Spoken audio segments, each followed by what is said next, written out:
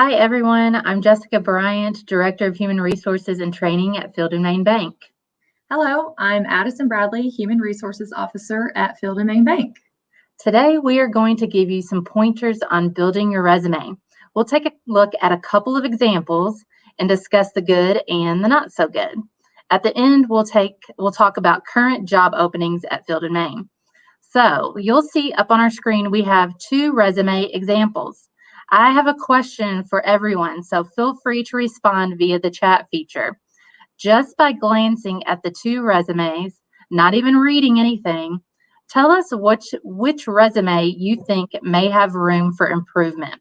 I'll give everyone a few seconds to respond. Hopefully we have some things coming through our chat. All right. So hopefully you said the resume on the right. You might be thinking, why the resume on the right? Well, at first glance, what stands out the most in the resume on the right? So I would say the yellow space at the top with red font. It's giving me a caution vibe. That's exactly my thoughts, Addison. Some HR professionals prefer no color on a resume. In my opinion, color can definitely be used, but you've got to be careful about your color choice.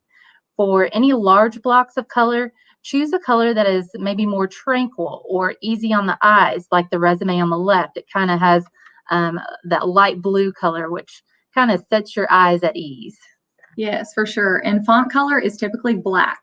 I've seen brown and dark gray used as well. If you're in doubt, go simple. White background and black font. All right, so at this point, I think it's safe to say that the left resume is the good example, and the right resume is the not so good or the help me example. Without reading these two resumes shown, let's point out a few other items. So font choice is a big deal. You want to pick a font that is easy to read, like Times New Roman, Arial, or Georgia, for example. You'll see Comic Sans font on the right. It just doesn't give a very professional finish to the resume. Don't get too fancy by using script fonts. Make sure you choose a nice font between 10 to 12 points. All very good points, Addison. You also want to format your resume so that it is easy to read. You can do this by using bold headings and the underline feature. So if we look at the resume on the left, you'll see that all of the headings are in bold and a lot of them are underlined. You can also use plain bullet points to list duties and tasks. Notice the diamond bullet points don't look as professional as the plain circular ones on the left. So the Help Me version, it kind of has these outdated diamond bullet points. And on the good version, we just have the plain circular ones. Those look a little bit more professional.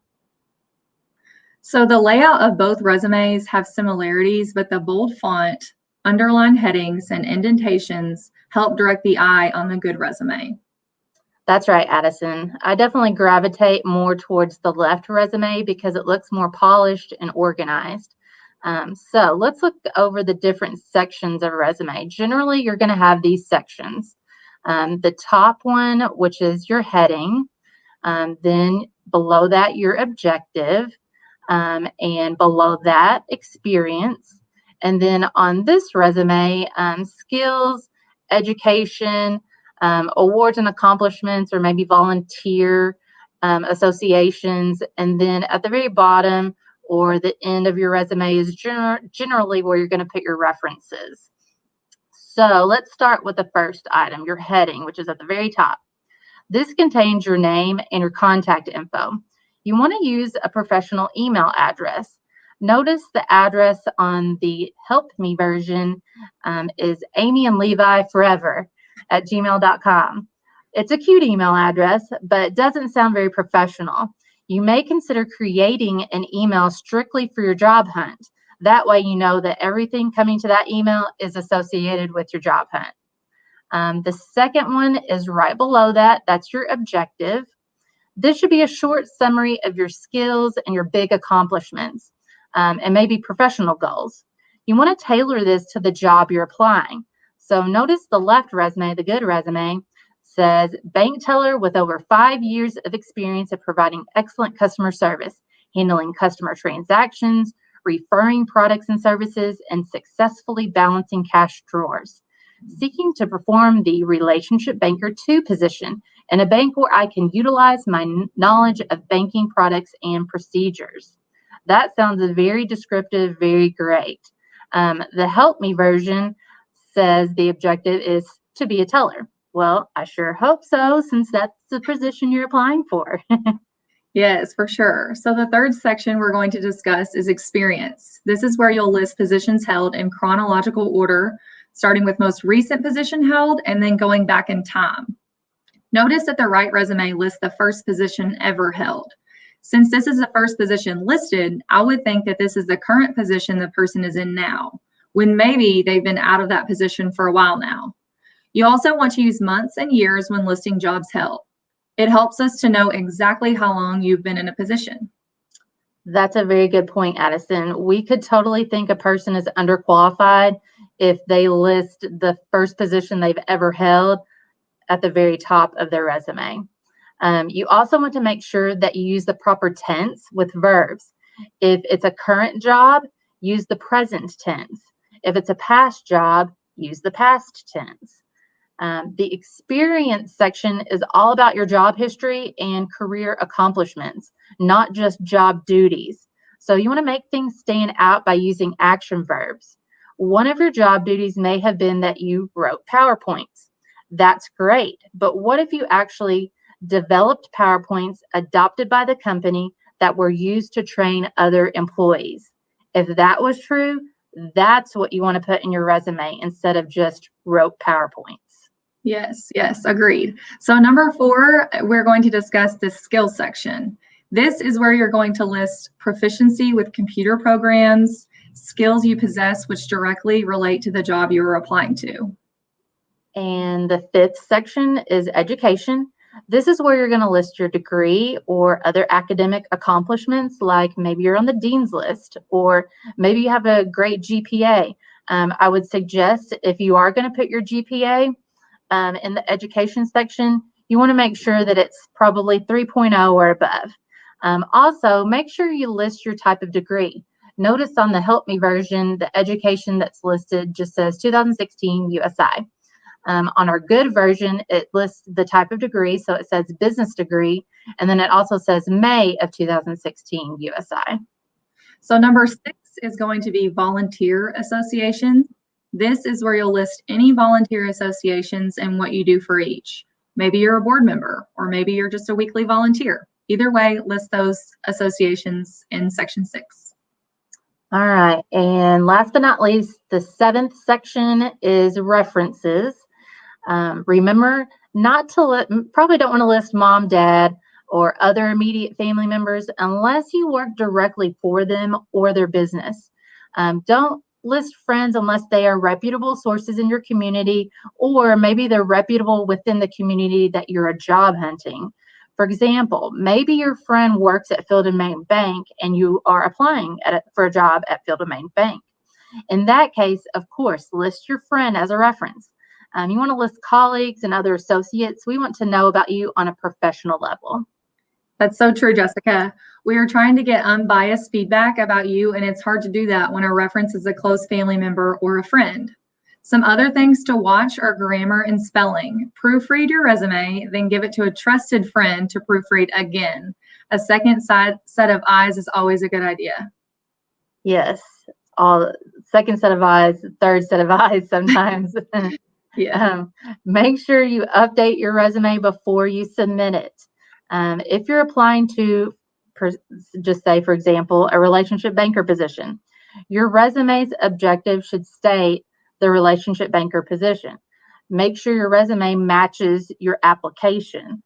So many times we will receive a resume and an application that don't match, meaning the resume is not updated and the application shows newer information. Yes, Jessica, attention to detail is key. You'll also want to convert your resume to a PDF before uploading it. This helps to ensure that your resume formatting will not change when uploaded. And finally, a well-written resume is easy to read, concise, and highlights your great qualities so that we will want to meet you. Recruiters spend on average about 7.4 seconds reviewing a resume. So the goal of your resume is to secure that interview. Yes, for sure. So I guess it's time that we can now share our open positions with everyone. Jessica, do you want to share those with us? Sure, sounds perfect. Right now, we have the following positions open and are actively looking for great candidates. We have a few relationship banker positions open at various levels. And then we also have a mortgage loan officer in our Lexington market. So if any of those sound intriguing to you, if you're interested, feel free to go to fieldandmain.com, click on the careers button, and that will take you to a page where all of our open positions are listed. And then you can click on any of those, look at job descriptions, and apply for any of those online as well. So I think we have some time for questions now. I believe Holly has some questions that were submitted earlier. Hey, Holly. Hey there, I'm Holly Melton, and I currently serve as the brand experience specialist here at Field & Main. We've had some of our social media followers submit a few questions. The first question, can a resume be longer than 1 page? Yes, but no longer than 2 pages. Remember, the average recruiter spends 7.4 seconds looking at a resume. So chances are they aren't going to get to page 3 or 4 of the resume. Okay, so another question. What if an applicant has an employee gap on their resume? So basically, if there's an employment gap of some sort on your resume, you just want to be honest on your resume. Most employers, including Field & Main, conduct background screenings to kind of check the information you've listed on your application to make sure that it's correct, and among other things like checking your credit and criminal background as well. So you just want to make sure that dates match up with reference checks. If you've had a gap in employment, just be honest on your application, and also be honest in your response if asked about it during an interview. The last thing you want is to be known as the untruthful applicant. Okay, so what if an applicant has past job experience that doesn't exactly pertain to the position that they're applying for? Should they include this on their resume? So a resume should include sufficient experience to demonstrate the applicant's ability to do the job that they're applying for, but directly related experience considered most valuable, but unrelated jobs can also show that an applicant has acquired necessary skills that may indirectly relate to the job. Okay, so what if an applicant just recently graduated from high school, recently graduated from college, and they don't have a lot of job experience? What should they put on their resume? In this instance, the applicant would probably want to submit a resume that's kind of on the skills functional side, which basically highlights their best qualities and the skills that they've attained either through high school or college, or maybe even an internship, or maybe they are part of a volunteer association where they do a lot of work as well. Okay, and finally, how long does the hiring process take? So it will vary with all employers depending on their process. For instance, we at Field & Main want to make sure a potential employee will be a great fit. So we have developed an employee acquisition process that includes 3 interviews. Then comes the background screening, which normally takes a couple of weeks. For Field & Main, from posting to hire, it normally takes about 6 weeks. Awesome. Well, thank you all for joining us today. We hope that you learned a few new tips to make your resume look even better, and hope that you were inspired to hopefully explore more options to join our team. Thank you, Addison and Jessica, for spending time with us live today. And finally, don't forget to like and share this video for a chance to win a $100 Visa gift card.